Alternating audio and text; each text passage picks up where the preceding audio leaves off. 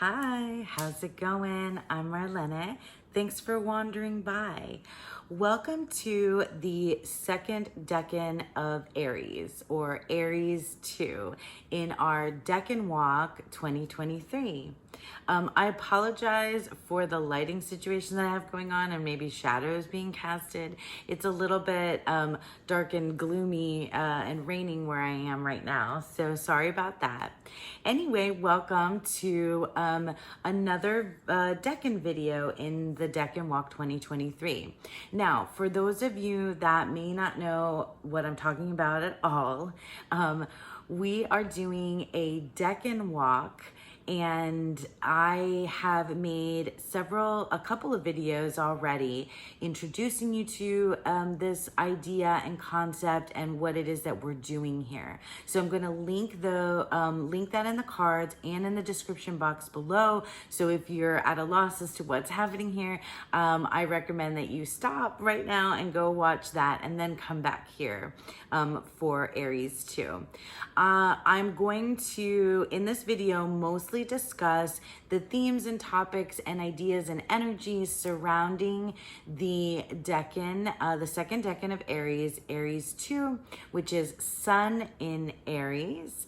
And runs from March 31st, so that should be today, and until April 9th. So welcome. Just a few little kind of businessy items at the beginning, and then we'll get into talking about the decan itself.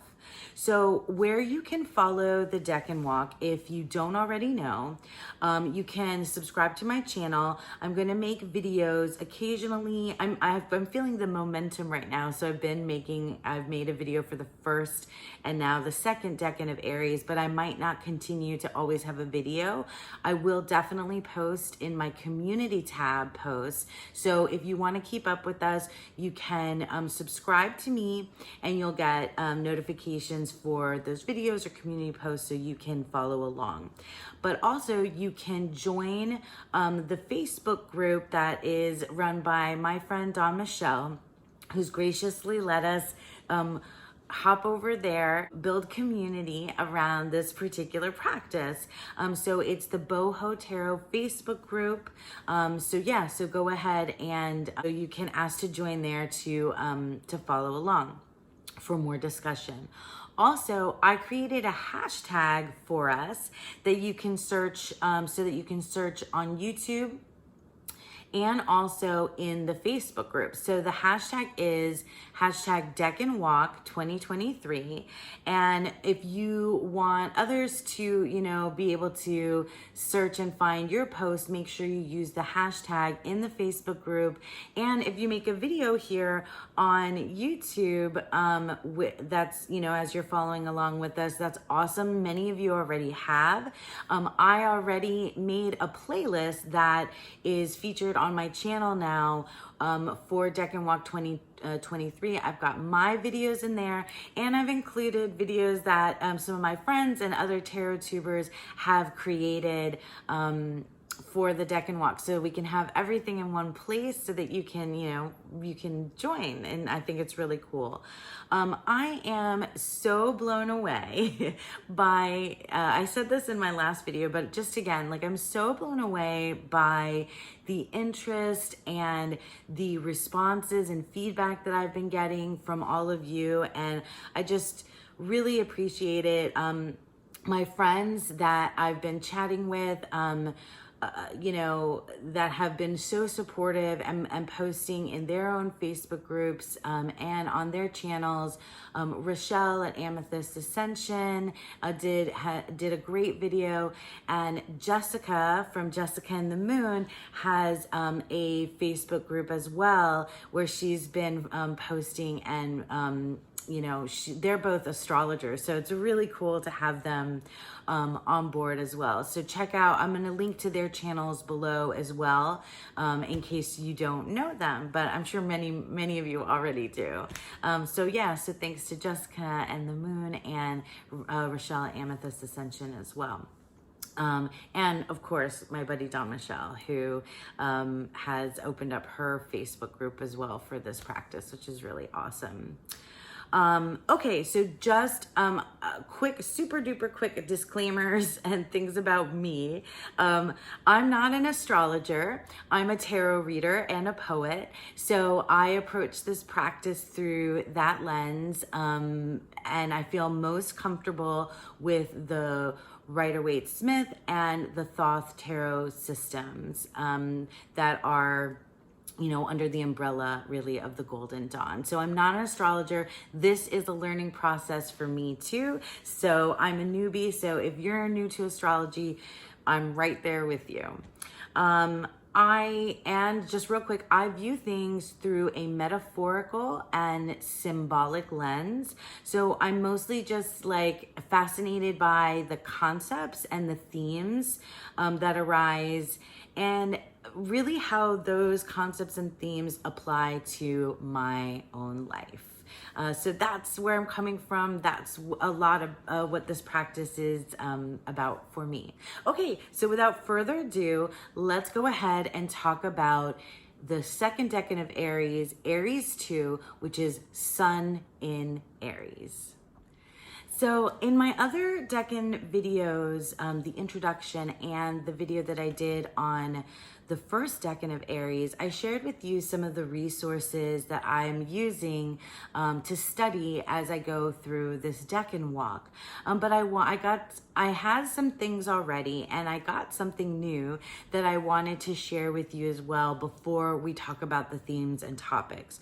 First of all, I want to talk about this deck that I got. So this deck is called the Divine Decan Tarot, and this was really kindly sent to me by the creator, Reese Marin. I hope I'm pronouncing your last name correctly, Reese. This is a super cool, independently produced tarot deck that has the decans and astrological correspondences on the Rider-Waite-Smith, the OG. So let me show you what it looks like. It's, oh my gosh, and it's really lovely linen cardstock. So here are the backs. And then basically what they've done is they have, you know, they put the Rider-Waite-Smith image, and then they give the astrological or elemental correspondences. So this is what some of the majors look like, because each of the majors, as we have learned, has a planetary or elemental kind of correspondence. So you can see like the Empress is associated with Venus. So I'll go along to the minors, and we'll look specifically at our minor today. But so here, let me go kind of ahead.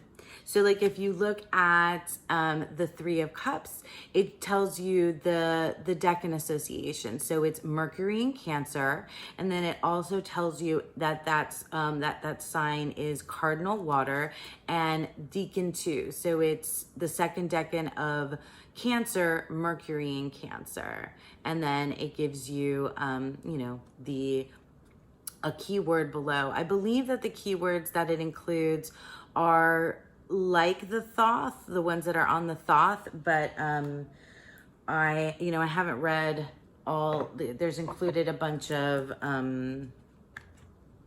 spreads and a welcome card, and some really cool spreads to do with your study. So this deck is going to be super handy for me throughout the Decan walk, and I'm really excited. I'm really excited to use it. Oh, here's another one, like Mars and Scorpio. So I have pulled out our specific cards that relate to the Decan from the Divine Decan Tarot, and I'll leave a link for where you can purchase this below. I think it's really, really cool, and it was really neat of Reese to send it to me. Sorry, I'm getting like super close to the camera. So that is one of the decks that I'm going to be showing you. I also pulled out my Thoth Tarot, and this is the small version to work with, because I wanted to, in terms of study, I like to have my OG decks with me. And then I also have this deck, the Picatrix Decans. I've shown this before. I'll leave a link to it below as well. And I wanted to show you the image from the Picatrix, which is an ancient astrological text. And this deck was created to show the image, like kind of in a modern lens. And it's this collage style. So we have our second face of Aries with the sun in Aries, and this is the image, and I'll read to you from the little pamphlet what it says about this. So the second face of Aries is a woman with one leg dressed in green, and this is the image that Susan Chang references in her book 36 Secrets, which many of you that are following along with the Decan Walk have that book. This image as a talisman is wealth, high rank, and dignity. I like that word dignity. That goes along with a lot of the themes, as we'll see discussed in the themes and topics around this particular decan. So we've got our Waite Smith now extra special with our decan and our astrological correspondences right on the cards. We have our Thoth. I showed you the Picatrix, and now I just want to show you a couple of books that I think might be helpful as well. This is The Mirror of the Soul by Gerd Ziegler. This is a book that I used in my Thoth study, but I remember when I began studying Thoth, as I was reading the minors, especially the astrological correspondences really inform the way that Ziegler discusses his write-up, their write-up of the card itself. And so it's a really good resource, and I highly recommend this one, because it kind of infuses that astrological correspondence already, and it's just kind of baked in there in terms of the way that it's described. And then I've mentioned this book before. It was also a book that I used in my Thoth study. And this is Tarot Deciphered, T. Susan Chang, M.M. Moline. This is well worth the 30-something bucks that it cost,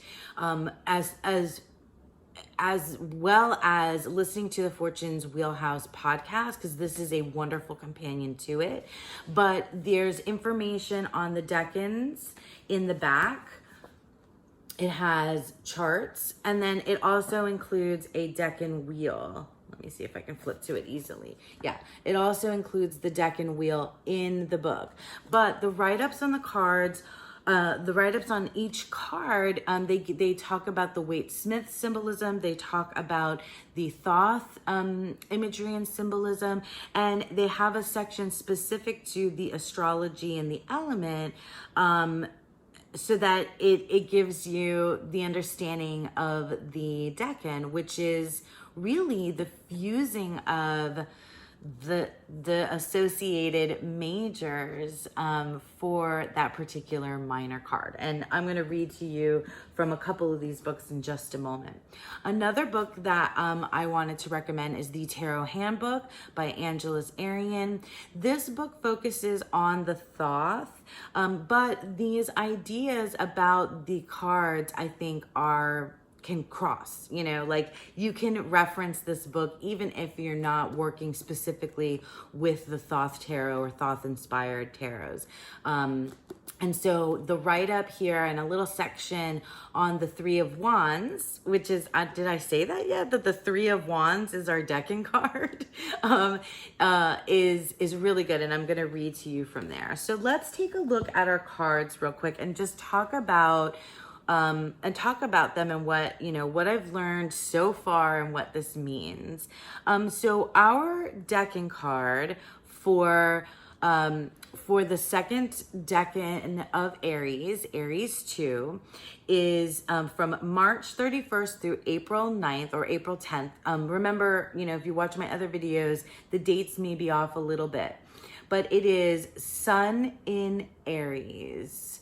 So the planet that, the major card that is associated with this decan is the sun, and the sign is Aries. So the planet, the sun, because we're talking about the 7 classical planets, which include the luminaries, the sun and the moon. So the sun in Aries, it is cardinal fire. So all cardinal means is that it's the beginning of the season. So Aries is cardinal fire. And yeah, it gives you the dates here on the side too. Oops. Yeah, the dates. This is April 10th. I think I went through April 9th. I don't know. Or maybe I did April 10th in my thing. I don't remember. Anyway, so because it is Sun in Aries, that means that we have 2 major tarot cards that correspond. And the first one is the Sun. And then we also have, let me do it this way.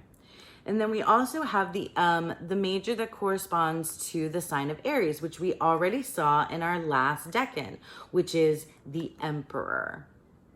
Okay, so for me, this decan is a beautiful blend of these 2 cards. When you look back at my video on Aries 1, we saw that it was Mars in Aries. So the 2 associated major cards were the Tower and the Emperor. And so that's a totally different energy. Like, you just swap out the Tower and you put in the Sun, and you have a completely different blending of energies here. And for me, these are themes of, when we see the Emperor, it's themes of order, control, leadership, rulership. And then when you see the Sun, we have themes of authenticity, honest, integrity, happiness, and self-awareness is really, for me, a big theme that comes along with the Sun. And so when you put these 2 energies together, you get the 3 of Wands. And the 3 of Wands is about manifestation of and execution of, your will and life force and passion and creativity and moving forward. Lisa Pepez, her favorite keyword for the 3 of Wands is embark. So starting something new. You can see that if you look at if you take a look at the numerology of the 3 of Wands, the threes are about the 2, the 2 come together and form something new. So that's, it's something beginning. It's, the execution, the manifestation. Those are my keywords, like the execution and manifestation of something. And in this case, because we're in the Wands, the fire suit, which for me is much to do about creativity and passion and life force and will, and, very intrinsically tied to who we are, and what we desire and want out of life. You can see that this is about a kind of self-sovereignty and moving in a direction towards your own personal passions and happiness, and things like that coming together. Let me read to you, before I read to you, let me show you what the cards look like in the Thoth Tarot.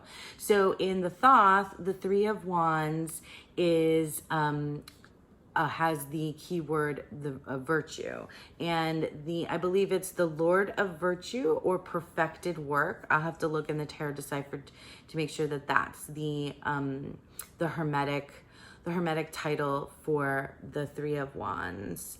But here we have this beautiful fiery colors again that match our Emperor and our Sun very well, and these three lotus flowers.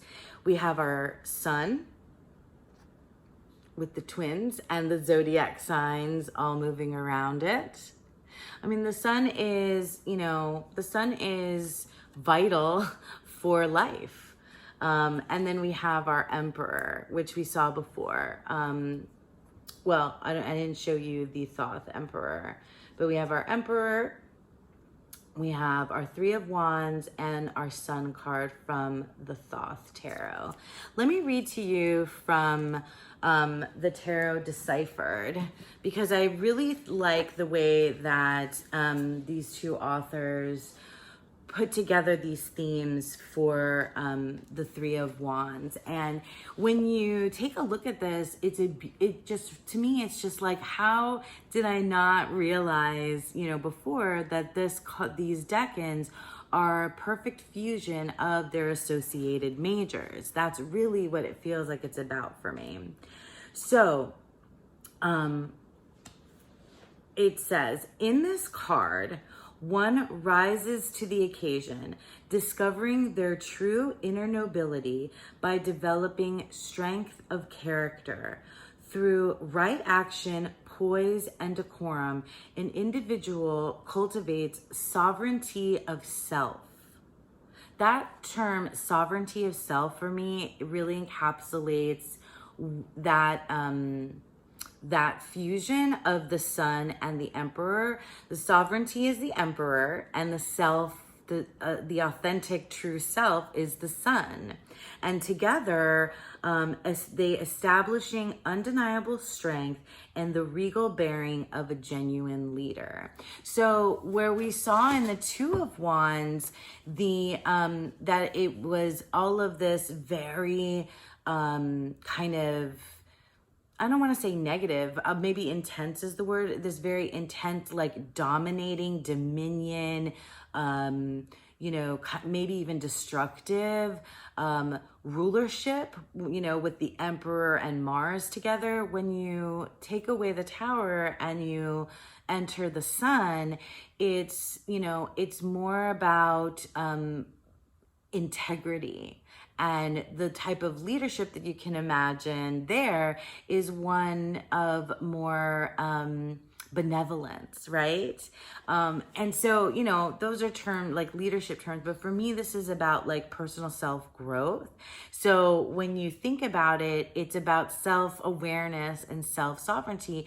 And then, like I said, that, you are looking out or setting forth on a path that is connected to your most authentic, self. And when you put it together, it's what makes you happy. That's why the keyword happiness is so true for the Sun. Because when you are self-aware, when you are, being true to you, that's where you're happiest, so that's why that word pops up.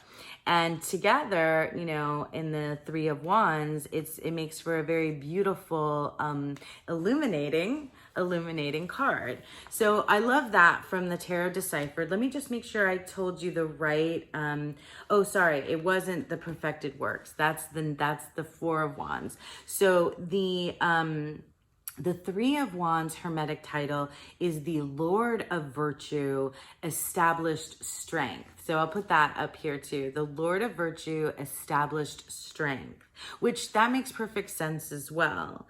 And yeah,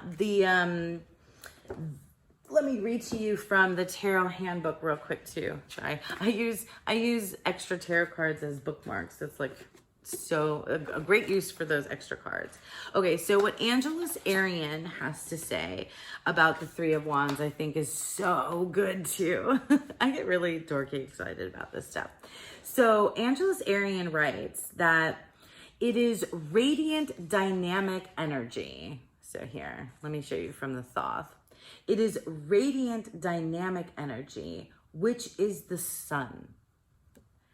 And to move in new directions, which is Aries. And that really feels like the Emperor. You know, this is the control, like the, you know, the first, you know, that's that, you know, that Aries, that I am, that first sign of the zodiac type of energy. But from a place of integrity or virtue, right? So that's the influence of the sun on Aries. It comes from a place of integrity.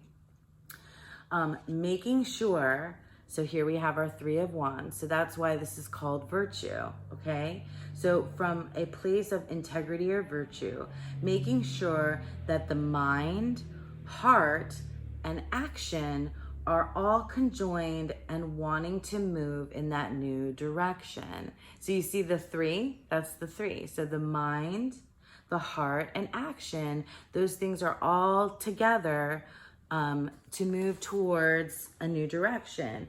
And, you know, something that is moving us forward, for me, something that's moving me forward in a true, authentic place, something that I desire that makes me happy, my passions, right? So that's the Three of Wands, the second Decan of Aries. I love this Decan card. I think it is interesting also to compare this Decan card with the first Decan of Aries and just how swapping out that major makes a major difference in how you would interpret the Three of Wands. So those are all the main topics and themes of this second Decan of Aries, the Sun in Aries.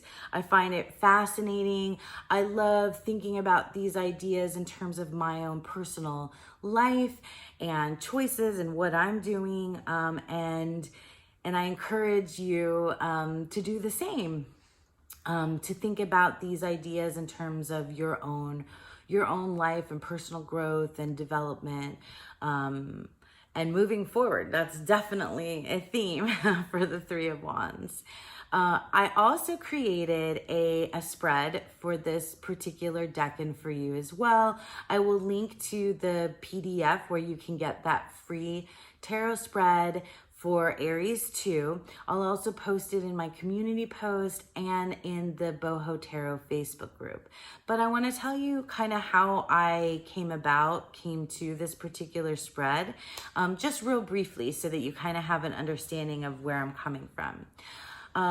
My friend Rochelle at Amethyst Ascension, she posted in her video on the Aries 1 Decan, she posted, or she talked about a particular astrological concept, and I believe she was referencing the book Tarot and Astrology. I'll link to that below as well, and to Rochelle's video. And she was talking about a concept called planetary dignities, which I feel like I had heard this term about cards being dignified or ill-dignified, and this term kind of floating around that I had no idea what it was until Rochelle explained it, and I was like, I get it, and it was really cool. So make sure you watch that video to get a more fuller understanding of what this concept is. But basically, a planet has a relationship to the zodiac sign based on where it falls, like the degrees in which it is in. And there are 4 essential dignities. I think if you look this up, you'll find charts with a lot more and different things, but I just focused on 4 of them. And for me, conceptually, like in a symbolic way, like a concept way, I really liked this idea. So For example, in our decan of Aries II, the sun, planetary body. We, like I said, we're using the classical planets that include the sun and the moon. They're the luminaries. They're called as well. The sun is exalted in Aries. So you might have heard that term before, that the sun is exalted in the sign of Aries. And what that means is being exalted. Susan Chang talks about this. You'll find this idea in these books as well that I've shown you, is that the sun is considered an honored guest in the sign of Aries. So an honored guest, some places call it like your best BFF, your friend. And so that planet has that, that idea of, it's not its ultimately strongest point, but it's like like a guest in your home. The kind of opposite of that idea of being exalted is called the fall. So 180 degrees from the exaltation of the planet, when it's in a sign that is 180 degrees from that, it's called its fall. So you can think of it as like your nemesis or your enemy, or your, like opposite to you, an honored guest. And that is when it's in its fall. And then the other two that are the main ones that you hear about as well for planetary dignities is what it's called, is when a planet is in its domicile, which is its home, right? So when a planet is in the sign that is considered its home or domicile, it is when the planet is at its strongest. Which makes sense, conceptually. Like when you're in your home, you are your most comfortable. And then the opposite of that, so like 180 degrees away from being in the planet being in its domicile or home, it's considered dignified there. If it is in its detriment, that's 180 degrees from its home. So when it's in that sign, it is considered in its detriment. So each of the planets has a sign that is its home. It's exalted in that sign, or it's it's different zodiac signs, right? So the sun is exalted in Aries, but its home is somewhere else. Its detriment is somewhere else. Its fall is somewhere else. Another sign, if that makes sense to you. But anyway, I don't want to spend too much time talking about this. Because I just think of it conceptually, and that's what helped me create the spread for you. So in its detriment, obviously, the opposite of its home means it's at its weakest point. So the spread that I made for you, and I'll pop it up here, is with these particular cards, but we're going to kind of focus on the sun. So I'd like for you to whatever, and you can use as many decks as you like, or just one deck. You can use, you do need tarot, right? Because the sun card appears in the tarot. But you can use oracle or anything else that you like around it. So you're going to take these two the Decan card, the Three of Wands and the Emperor, and just kind of set them aside. I like to have them near because their energy is part of this whole thing. And then you're going to put the sun in the center of your spread, and then you'll follow and pull cards according to these 4 positions around the sun. And so the sun is considered position number 1. And then 2 is going to be, where am I happiest? And so this is our domicile position. Where am I happiest? And then across from that, which is 180 degrees away, is our detriment. So this is what is disrupting that feeling. And then we have our next position, which is our exalted are exalted. So that is, how can I invite joy in? You know, our honored guest. How can I invite joy in? And then finally, the fall, you know, the energy of the fall, like the enemy, our nemesis. The question in the spread there is, what should I avoid? What should I avoid? So yeah, so that is the tarot spread that I created to go along with this particular decan. Oh, the sun is shining now here at the end of my at the end of my video. It heard me. The sun came out. Yeah, so I'm, like I said, I'm going to have links to everything that I mentioned, all the resources, all the places that you can follow this particular study and practice down below, and my friends that I mentioned and videos that I mentioned, I'll link to down below as well, and the place where you can find the spread that I've created. I would love for you to leave me comments about the particular energy of this decan, how you feel it, what you're working on, how you're engaging here in my comments below, as well as in the Facebook group. Please, you know, share with me your spread. You know, if you do my spread, wonderful. If you do your own, a lot of you have been sharing already for the first decan of Aries, and it's been so super cool to see. Yeah, so I hope that you enjoyed this. I hope you found this helpful, and I hope that you all have a beautiful, wonderful day, and over the next 10 days, a beautiful, wonderful second decan of Aries. Bye now.